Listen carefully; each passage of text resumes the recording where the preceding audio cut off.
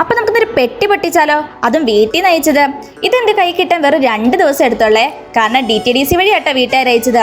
അപ്പോൾ 2 ദിവസം കൊണ്ട് തന്നെ സ്പീഡിൽ തന്നെ നമുക്ക് എല്ലാ കാര്യങ്ങളും കിട്ടും. അപ്പോൾ ഇത് കിട്ടിയ പാടെ പൊട്ടിച്ച് വെക്കാതെ ഒരു മനസ്സമാധാനം ഇല്ല. നമുക്ക് ഈ ക്ഷമ എന്ന് പറഞ്ഞ സാധനം ഇല്ലാത്തതുകൊണ്ട് തന്നെ എല്ലാം വലിച്ചു കയറിയാട്ടോ പൊട്ടിച്ചത്. പിന്നെ എന്താ, തിന്നാനുള്ള സാധനങ്ങളല്ലേ, അതുകൊണ്ട് വലിയ പ്രശ്നങ്ങളൊന്നുമില്ല.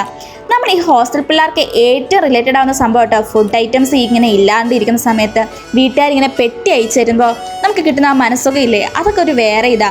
അത് ഈ ഹോസ്റ്റലിൽ നിന്നാലേ അനുഭവിക്കാൻ പറ്റുള്ളൂ.